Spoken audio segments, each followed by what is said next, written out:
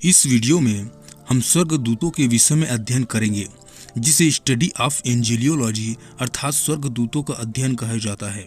वैसे तो यह विषय अपने आप में बहुत बड़ा है, परंतु मैं कोशिश करूंगा कि इस वीडियो में ज़्यादा से ज़्यादा आपको इन्फॉर्मेशन दे सकूं। बाइबिल इस बात को बताती है कि स्वर्गदूत सामर्थ्य से, बुद्धि से और पराक्रम से भरे हुए हैं। इनके अंदर इतनी शक्ति होती है कि पलक झपकते ही ये लाखों करोड़ों लोगों को मार सकते हैं। ये इतने ज्ञानी और बुद्धिमान हैं कि इनको पूरी प्रकृति का ज्ञान और विज्ञान पता है। चाहे वो शारीरिक नॉलेज हो, चाहे वो आत्मिक नॉलेज हो, हर चीज़ का ज्ञान इनके अंदर भरा हुआ है। परमेश्वर की नैतिकता और उसकी सारी समझ इनको मालूम है। वैसे तो ये सर्वज्ञानी नहीं है, परंतु फिर भी परमेश्वर के बाद सबसे बुद्धिजीवी प्राणी यदि है तो ये स्वर्गदूत ही हैं। बाइबिल की गहराई में जाने से यह स्पष्ट होता है कि परमेश्वर ने सबसे पहले स्वर्गदूतों को बनाया था, मनुष्यों की सृष्टि से पहले ही। और ये सृष्टि कब हुई ये हम नहीं जानते हैं। उस युग को स्वर्गदूतों का युग कहा जाता है। यही नहीं बल्कि बहुत सारे लेख और लोग यह भी दावा करते हैं कि स्वर्गदूत ऊंचाई में मनुष्य से बड़े होते हैं। ये बहुत ही लंबे चौड़े, हट्टे कट्टे और बहुत ही शूरवीर होते हैं। बाइबिल इस बात को भी बताती है, यदि हम प्रकाशित वाक्य की पुस्तक को पढ़ें तो पता चलता है कि स्वर्ग में असंख्य स्वर्गदूत पाए जाते हैं, जिनकी गणना नहीं की जा सकती है। स्वर्गदूत व्यक्तिगत आत्मिक प्राणी होते हैं, जिनके पास उनकी स्वयं की बुद्धि और भावनाएं और इच्छाएं होती है।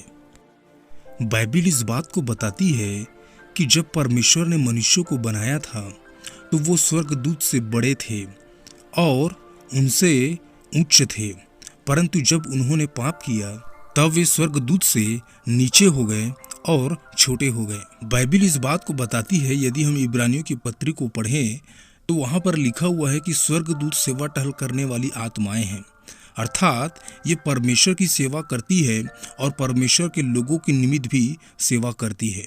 इस रीति से औधे में, पद में और सृष्टि में हम उनसे बड़े हैं, परंतु पतन की वजह से इंसान पशु के समान हो गया और एकदम निम्न स्तर का हो गया है। बाइबिल इस बात को बताती है कि स्वर्गदूत चाहे तो वे मानवीय रूप धारण कर सकते हैं, शरीर धारण कर सकते हैं। ये योग्यता, ये क्षमता उनके अंदर पाई जाती है। बाइबिल में इसके बहुत सारे उदाहरण हम देखते हैं, जैसे कि अब्राहम के पास कुछ स्वर्गदूत मनुष्य बन करके आए और उन्होंने खाना खाया। लूत को बचाने के लिए कुछ स्वर्गदूत आए थे मनुष्य बन करके। तो इस रीति से हम देख सकते हैं कि स्वर्गदूत मानवीय रूप या शरीर धारण कर सकते हैं। स्वर्गदूत सृष्टिकर्ता नहीं है, अपितु वे स्वयं सृष्टि है। परमेश्वर ने उनको बनाया है। क्योंकि स्वर्गदूत सृष्टि किए हुए प्राणी है, इसलिए उनका ज्ञान सीमित होता है। इसका अर्थ यह नहीं कि वे सब कुछ जानते हैं जैसे कि परमेश्वर जानता है, परंतु फिर भी उनका ज्ञान मनुष्यों के ज्ञान से उच्च स्तर का है। बाइबिल स्वर्गदूतों के विषय में कई कार्यों का वर्णन करती है, जैसे कि बाइबिल बताती है कि स्वर्गदूत परमेश्वर की स्तुति करते हैं, वे परमेश्वर की आराधना करते हैं, वे परमेश्वर के कार्यों से आनंदित होते हैं, वे परमेश्वर की सेवा टहल करते हैं, वे परमेश्वर के सामने उपस्थित रहते हैं, वे प्रार्थनाओं के उत्तर लाते हैं, वे लोगों को मसीह के लिए जीतने में सहायता करते हैं, वे मसीहियों की व्यवस्था, कार्य और कष्ट को देखते हैं, वे खतरों के समय उनकी सहायता करते हैं और धर्मियों की मृत्यु के समय उनकी देखभाल करते हैं, वे संदेश पहुंचाते हैं, वे प्रार्थना का उत्तर देते हैं, वे युद्ध करते हैं, वे सलाह देते हैं, वे मार्गदर्शन करते हैं। स्वर्गदूत मनुष्यों से पूरी तरह से अलग स्तर के प्राणी है। मनुष्य मरने के बाद स्वर्गदूत नहीं बन जाते। स्वर्गदूत भी कभी मनुष्य नहीं बनेंगे और न कभी मनुष्य थे। परमेश्वर ने ही स्वर्गदूतों की सृष्टि की। बाइबिल कहीं पर भी यह नहीं कहती कि स्वर्गदूतों को मनुष्य की भांति परमेश्वर ने अपने स्वरूप में सृजा है। इसलिए उनसे प्रार्थना करना या उनकी आराधना करना यह बिल्कुल गलत है, पाप है, क्योंकि इसके योग्य केवल और केवल परमेश्वर ही है। ये नैतिक प्राणी है और इनके पास भी स्वतंत्र इच्छाएं हैं, अर्थात इनके पास भी सही और गलत का चुनाव होता है और वे चाहे तो उस दायरे को लांघ करके पाप कर सकते हैं।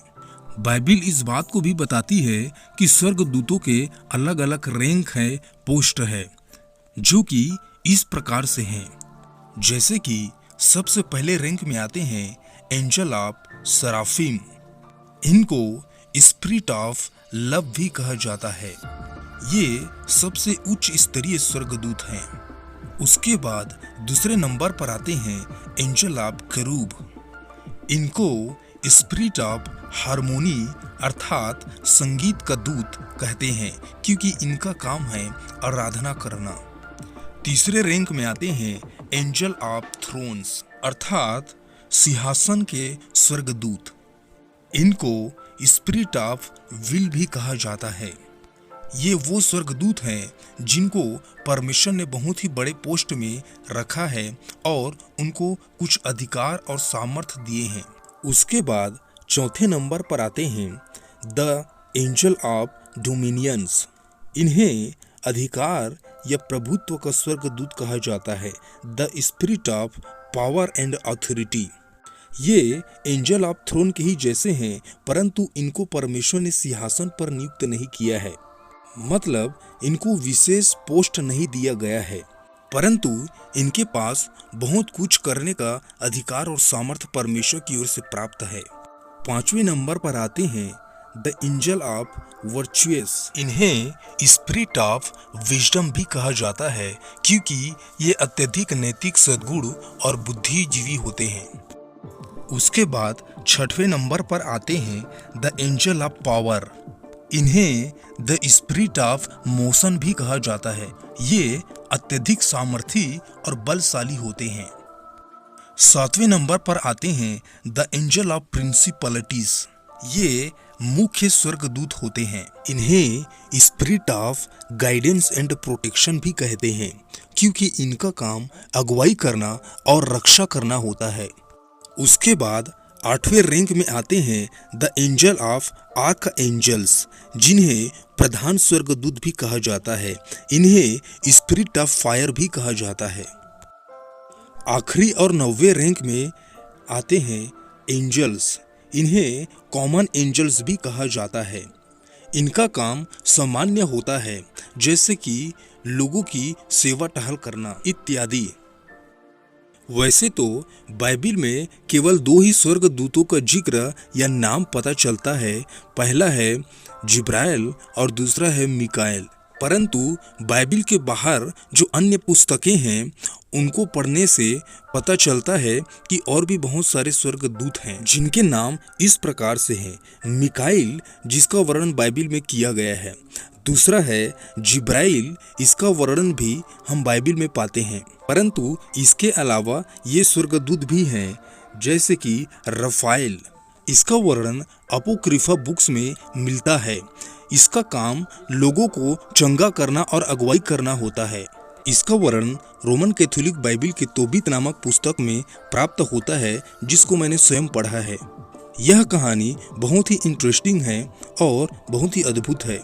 इस पुस्तक में इस स्वर्गदूत का जिक्र मिलता है। उसके बाद एक और स्वर्गदूत है जिसका नाम उरियल है। इसका काम न्याय करना या दंड देना होता है। उसके बाद एक और स्वर्गदूत है जिसका नाम जूडियल है। इसको प्रेम, दया और अनुग्रह का दूत कहा जाता है। छठे नंबर पर एक और स्वर्गदूत आता है जिसका नाम बराकियल है। इसका काम लोगों की रक्षा करना और उनके लिए उपाय करना होता है। सातवें और आखिरी नंबर पर जिस दूत का नाम आता है वह है साल्तियेल। इसका काम ध्यान एवं प्रार्थना करना होता है। तो ये थे 7 स्वर्गदूतों के नाम, जिनमें से 5 स्वर्गदूतों का वर्णन बाइबिल के बाहर मिलता है। अब ये दूत किस रैंक में आते हैं मैं यह स्पष्ट नहीं कह सकता, परंतु ऐसा माना जाता है कि ये सब प्रधान स्वर्गदूत हैं। वीडियो पसंद आई हो तो इसे शेयर जरूर करें क्योंकि यह बहुत ही नॉलेजफुल है।